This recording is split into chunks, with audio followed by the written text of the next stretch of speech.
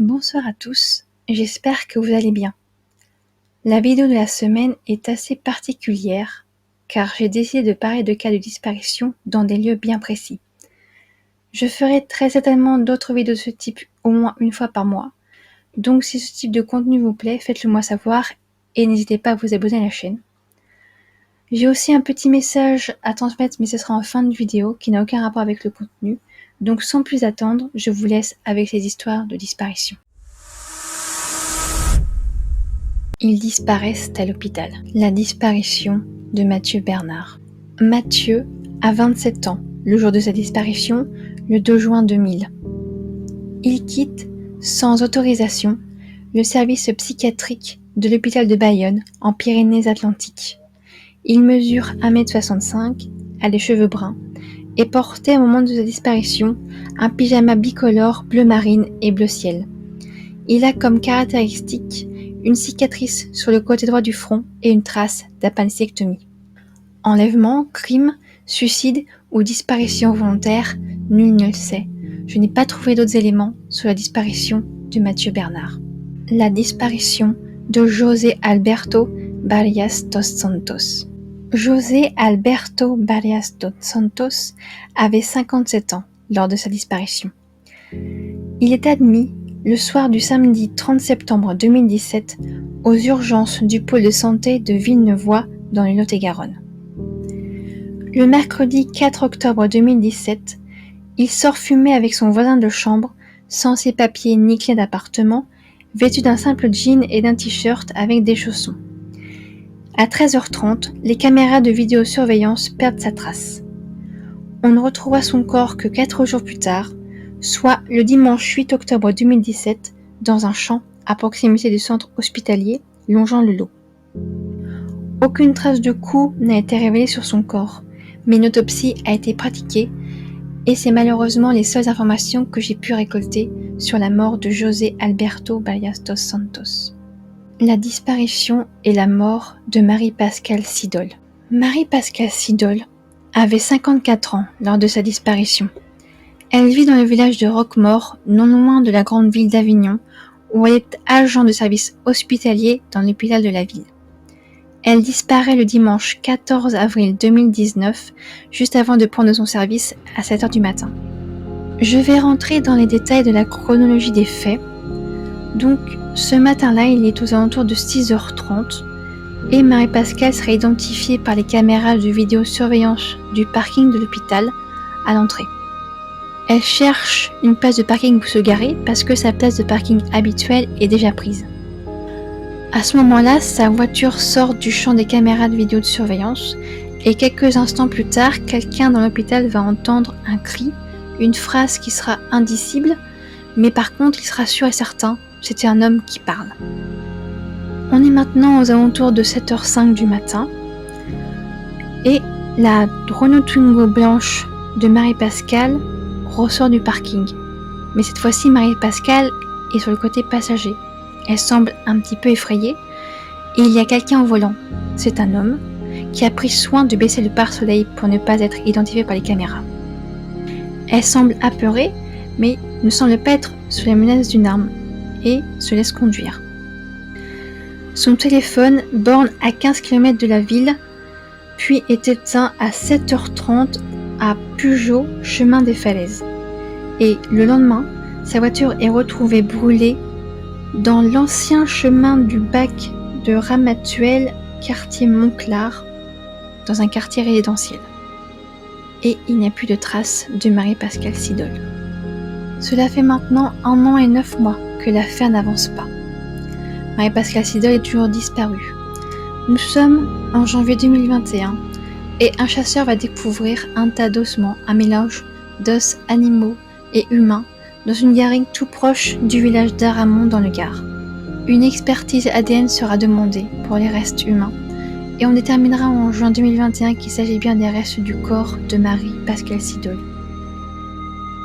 Alors comme vous avez pu le constater, l'affaire Marie-Pascale Sidol est un peu plus fournie en informations que les deux précédentes.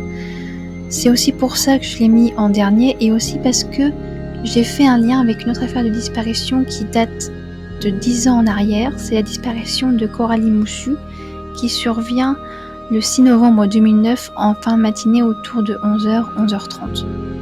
Comme vous pouvez voir sur cette carte, Coralie disparaît dans le village de Vénéjean, là où elle vit. Et Vénéjean est à peu près 1 heure de route, à peu près de la ville d'Avignon, lieu de disparition de Marie-Pascale Sidol. Ce qui est contradictoire, c'est le lieu de découverte du corps de Coralie Moussu, parce que celui-ci sera découvert en fin du Rhône, sur le point de se déverser dans la mer Méditerranée, donc pas très loin, je crois me souvenir, du port de Marseille. Et pour Coralie, il y a une date de décès plus précise, puisqu'elle serait décédée 6 mois, son corps serait resté au moins 6 mois dans l'eau. Et au cours de la seconde autopsie, on va découvrir que Coralie Moussu n'est pas morte noyée, c'est-à-dire que quelqu'un l'a tuée avant de mettre son corps à l'eau plusieurs mois avant qu'il n'arrive à l'embouchure du Rhône, près de la mer Méditerranée. J'avais fait une précédente vidéo sur cette affaire, donc je vous mettrai en barre d'infos le lien avec cette affaire criminelle. Alors le lien peut être fait parce qu'il y a une très faible distance entre les deux affaires, certes, mais aussi parce que ce sont 2 femmes, et également parce qu'elles ont disparu toutes les 2 avec leur véhicule. Coralie en fait était censée aller chercher sa fille aux alentours de 11h midi, au domicile de ses beaux-parents, et sur cette route-là en fait elle va croiser un autre véhicule qui dira que Coralie était à bord de son véhicule mais qu'il n'est pas sûr qu'elle était seule à ce moment-là. Donc c'est à peu près le même scénario, c'est-à-dire que les 2 femmes ont été enlevées et il y avait quelqu'un d'autre, soit siège passager, soit au siège conducteur. Pour l'affaire Coralie Moussu, il n'y a pas les détails de savoir si c'était elle au volant ou non.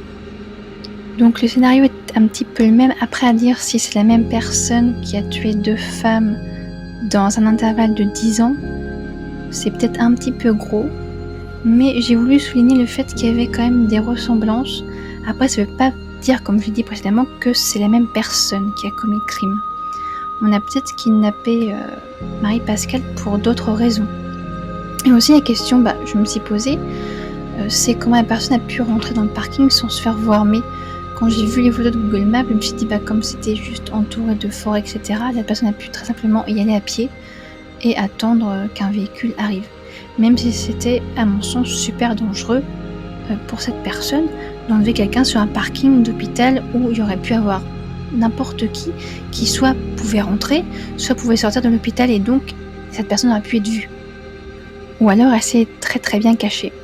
Ou peut-être qu'elle s'est fait passer pour, un patient, et se serait rendue sur le parking un petit peu plus tard. Mais comme vous voyez sur la photo, le parking est vraiment très ouvert sur la route, donc n'importe qui aurait pu s'y rendre. Après, pour quelle raison, ça aurait pu être n'importe quoi. Pas forcément, le kidnapping était peut-être pas vraiment volontaire en fait. C'est-à-dire que ça a été fait de façon pas voulue en fait. Peut-être que la personne voulait juste se faire renverser par une voiture, ce qui est arrivé. Voilà. Après ça, c'est un scénario qui s'est passé dans mon esprit, mais c'était peut-être pas ça du tout. Donc la vidéo sur ces 3 affaires est maintenant terminée. Je suis désolée de ne pas avoir plus eu d'informations. J'ai dû même aller sur... du coup, j'ai changé de moteur de recherche. J'ai arrêté Google parce que j'avais pas beaucoup d'informations, et je suis allée sur Quant, qui m'a donné beaucoup plus d'informations. Par exemple, l'article qui était sur Skyrock, qui m'a donné du coup la photo de Mathieu, et les circonstances de sa disparition n'étaient pas disponibles sur Google.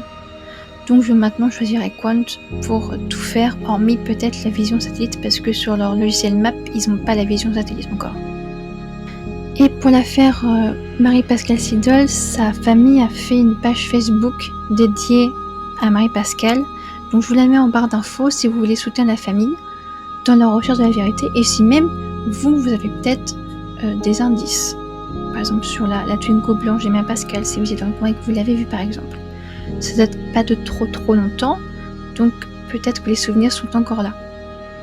Et si vous, de votre côté, vous trouvez d'autres informations sur les 2 autres affaires de disparition, faites-le moi savoir en commentaire, parce que ça m'intéresse d'en savoir un peu plus. Donc pour cette partie-là, c'est terminé, et maintenant je vais passer sur le petit message que je voulais faire passer en fin de vidéo. Sur ma vidéo précédente, des gens m'ont dit que YouTube faisait un petit peu baisser mes statistiques. volontairement ou pas, hein, c'est le logiciel d'analyse. Hein. Sur TikTok, c'est pareil, de temps en temps, je suis, comme les gens disent, au shadowban. Mais ça dure pas très longtemps, ça dure, en général, ça dure une petite semaine sans plus. Donc, je suis pas trop stressée à propos de cela, mais ils me conseillent de me mettre quand même sur Odyssée. Donc, ce que j'ai fait donc une synchronisation des vidéos et des abonnés. Je sais pas du tout comment ça va se passer. En général, ça va prendre une semaine. Donc là, j'ai fait ça jeudi soir. Là, on est dimanche. Donc peut-être que le jour où vous entendez cette vidéo, la synchronisation sera faite. Et je serai du coup en même temps sur YouTube et sur Odyssée. J'aurai pas à switcher de YouTube à Odyssée pour publier mes vidéos. Les vidéos sont publiées presque en même temps en fait. Donc malgré cette vidéo très courte, j'espère qu'elle vous a plu. Je pense faire d'autres formats du même genre, c'est-à-dire des affaires de disparition de crimes non résolus où il y a très très peu d'éléments. J'ai hésité pendant très longtemps à faire ce genre de vidéo assez courte. Là du coup ça va être un peu plus long parce que j'explique pourquoi je le fais. Mais techniquement la vidéo devrait peut-être durer peut-être un maximum de 10 minutes parce que je donne un petit avis de personne et j'ai fait des liens avec d'autres affaires. Mais je ferai très certainement d'autres vidéos comme ça et peut-être que le mois de février sera fait beaucoup de ça et je ferai des vidéos longues sur des affaires de disparition de crimes qui seront plus fournies. Là, elles seront toutes seules et elles dureront la durée habituelle, c'est-à-dire entre 15 et 30 minutes. Ça va dépendre si je donne mon avis ou pas en fait.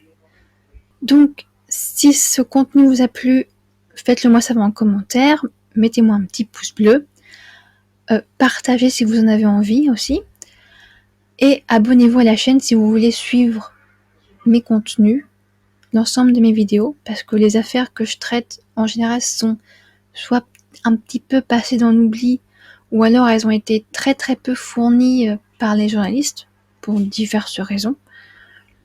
Et moi je vous dis à la semaine prochaine pour une prochaine vidéo.